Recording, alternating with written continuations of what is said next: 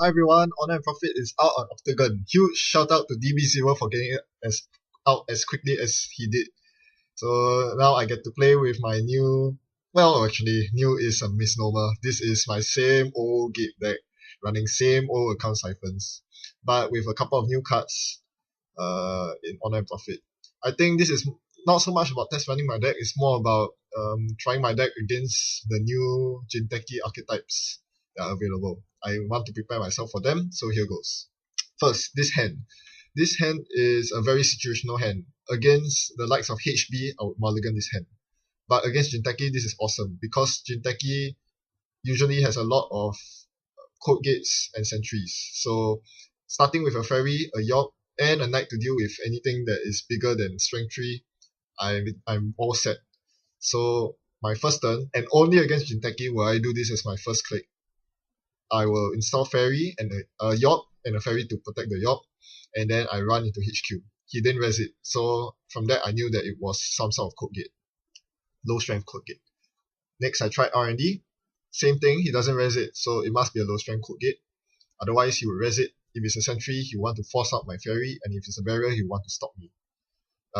Obviously he installed something in HQ, an upgrade, and it obviously was Caprice Nisei, so at least I forced him to play the game and res Caprice for 3 credits. Having a Sneak Door in hand, I am very happy to do so. Next turn, I'll install the Sneak Door and trash Caprice for free.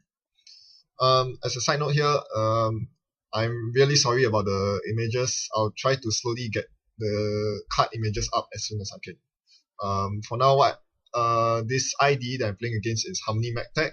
Both players need 6 agenda points to win. And the asset that you just installed is it's the new medical asset from Jinteki. I forgot what it's called exactly, but it gives him, it's a pet campaign that costs 0 to res and gives me a maximum hand size of +1. Alright, so I installed the Sneak Door, I Sneak Door and I trash Caprice. And I told him that you are not allowed to use Caprice. I mean, Caprice does not fire when I'm accessing HQ through archives with Sneak Door. So that's something very important to note. Against Gabe, there is no point throwing a Caprice into HQ unless your archives are well defended.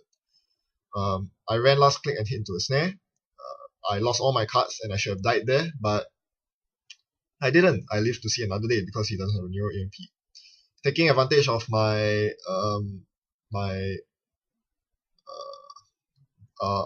taking advantage of this scoring window when I had no cards and only 2 credits in hand, he tried to sneak a Brain Trust out, and I punished him for that appropriately by drawing up to 3 cards in case it was a snare and running on it. I think, yes, 4 agenda point swing is huge against Harmony Medtech, so I'm very happy that I managed to get the Brain Trust away from him. Yep, so don't let the corp fool you sometimes. Being able to capitalize on scoring windows is very important. Now he installs a new remote. I suspect that it could or could not be an agenda, but I'm not sure exactly. Instead, I went for the NAPD contract which I saw in his hand earlier, which was the sure thing. Had he installed NAPD in the remote, I wouldn't have to worry because it wasn't advanced. I know I had an inside job, but after stealing the NAPD contract, I actually intended to inside job that remote, but I had no credits left after stealing NAPD, so I wasn't able to. And sure enough, it was a Philotic Entanglement, the one-off agenda in Jinteki, and he zapped me for it. Ouch. Thankfully, that didn't cost me the game. Luckily, I drew up into enough cards. But yes, I'm not very happy that he managed to get the agenda. Every agenda counts. Now I'm on 4 points and I'm on match point, but still every agenda counts. I cannot have him sneak agendas out, and I see his Trick of Lights, so I know that he can fast advance from hand. I need to pull all the agendas I can away from him. Even though I just need 1 more, it's not that easy against Harmony Medtech. So I know that I can get through HQ freely because the ice over HQ is porous, so I throw in an account siphon. It's not a barrier. If it was, he would have rested earlier. And I siphoned the credits away from him. The tag that came from the early snares was not a problem. It didn't seem like he was punishing me for it, so there was no reason to shake the tag. So I kept them and I continued working on my trying to dig for my multi-access cards. Yes, here in my deck now, I'm looking for an indexing. I used to run Maker's Eye, but now with Planned Assault release, I can run a single copy of indexing and tutor for it with Planned Assault, which is very important. Consistency is a problem when it comes to Gabe decks that used to run indexing.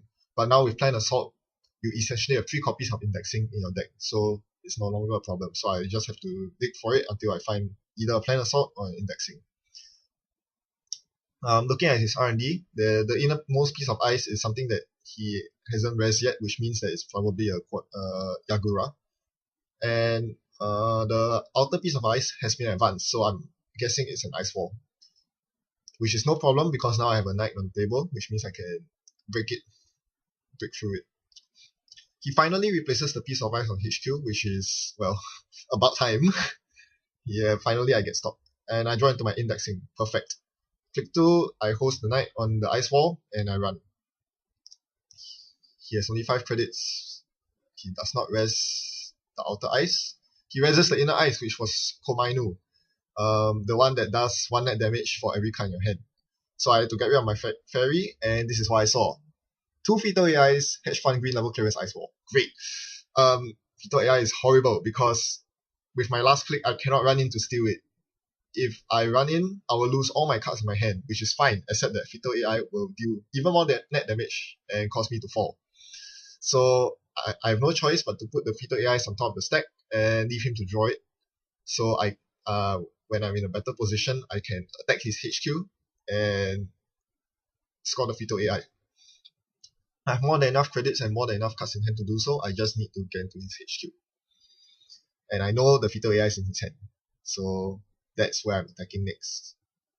I also know that I'm on the time bomb because I place Ice Wall as the 4th card on his stack. So once he draws the Ice Wall, he'll be able to ice up HQ with that Ice Wall. Note that my Sneak Door is gone now that since I installed a few too many programs. So my only route into HQ right now is with the knight, and I access GQ. He only has 2 credits, thankfully. I managed to keep him poor this game, so which means that he cannot pay enough credits to cause me to lose enough cards to flatline. So I'm not forced to take the GQ for negative agenda points. Instead, I'm just trashing it, and I suffer the net damage. Yes, sometimes the net damage is worth it, and in this case, it definitely is against Harmony Medtech, because I know he's running all 2 pointers. I only want to score 1 more agenda. Having to score 2 is a pain.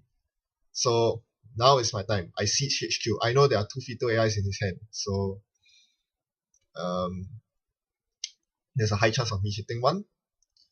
I run 3 times. I see hedge fund, and a trick of light, which I probably see for the umpteenth time already. Nope, I didn't hit either of his Fetal AIs. So, and now he drew up into the ice wall. So I know that that's an ice wall, and he uninstalled my knight. Thankfully, I joined to my Corroder as soon as that happened. I want to keep it a surprise, so what I do is to bait him by installing my same old thing. What this allows me to do is to force him to use his credits, to trash the same old thing. I'm fine with him trashing it. I'm not looking to index him again, and I'm not looking to siphon him again. I mean, I still have 2 more ciphers in my deck, so I'm fine with drawing up to find my siphon. Instead, it's time to install the Corroder and hit HQ another 3 times to find the Fetal AI. I see the Nero Katana. I see Trick of Light again for the umpteenth +1 time. And the same Nero Katana. Where did the Fetal AIs go? I'm pretty sure I put it on top of his stack. Did I? I'm very, very sure I did. It has to be in his hand. He installs a piece of ice over HQ. I know that's a Nero Katana. Luckily, I drew into another fairy, so that's fine, but I can only get through that once. Yep, I draw into another fairy. Against Jinteki, what I really want to see is my Femme Fatale. Unfortunately, that got discarded very early on thanks to the snare. So I only have temporary means of breaking through his sentries, which is a problem. This means that I need to pull that last agenda quickly before I run out of sentry breakers and am forced to take net damage in order to run through servers. So yes, I'm on a constraint here as well. Yep, that's the problem with having with putting all your eggs in one basket against Jinteki. Alright, special order drawn. Never mind. I will run through HQ first and use up one of my last 2 fairies. And hopefully I hit the Fetal AI. Nope. Trick of Light for the umpteenth +2 time. So now that I only have 3 programs on the board, I've freed up 1 MU. So now I can retrieve my knight with special order. But first, I'll run into archives, and I see a shadow. So since he has no tech punishment, I'm willing to let him fire the shadow. And I'll check archives to make sure that he didn't bury his Fetal AIs there, because that's what I thought. But he didn't. There were no agendas in archives at all. His Fetal AIs were still in his hand. And yep, he got a chance to fire Shikyu again.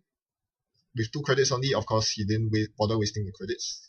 Him having credits is more important, so he let me go. And I summoned my knight into my hand. The knight is going on Neural Katana very soon. Now, where are the Fetal AIs? I need to get them out. Let's go. Knight on Neural Katana. Run. Give it to me. Give it to me. Ah, that Trick of Light again. It can't be. You really can't be serious. How many times do I have to hit his hand before I find the NAPD contract that wins me the game? Finally. Oh gosh, that was annoying. Alright. So, all in all, that was a pretty good match for me. I need to be more careful with my running. Early on, I could easily have lost to a Neuro EMP or anything of that sort. Yes, I was very conscious throughout the game to make sure that I ran with at least 3 cards in hand. But the tag that stuck on me from Snare could easily have meant the end of the game for me. Could have meant doom if he had Scorched Earth or any form of tag punishment. Thankfully, it's more predictable with Harmony Medtech because they only have 12 influence and a very constrained deck size. Including all the tricks such as Shikyu and Trick of Light and all the economy that you need to get your deck going, you realize that there's not much space left to include tech punishment or anything of that sort. So as the runner, you should try to capitalize on it as far as possible. And so I did by not clearing the tags, and which allowed me to gain a lot of tempo on him. I had no problem with credits after the first siphon landed, so that was great. Interesting. So I regret that I'm not able to show you the power of Planned Assault in this video. They didn't come up. Neither Planned Assault in my deck came up in this game, and I drew through roughly half of my deck. Oh well. I still hope you found this video interesting. And yes, Honor Profit has definitely changed the landscape for both the runner and the core. Very interesting. Thanks for watching.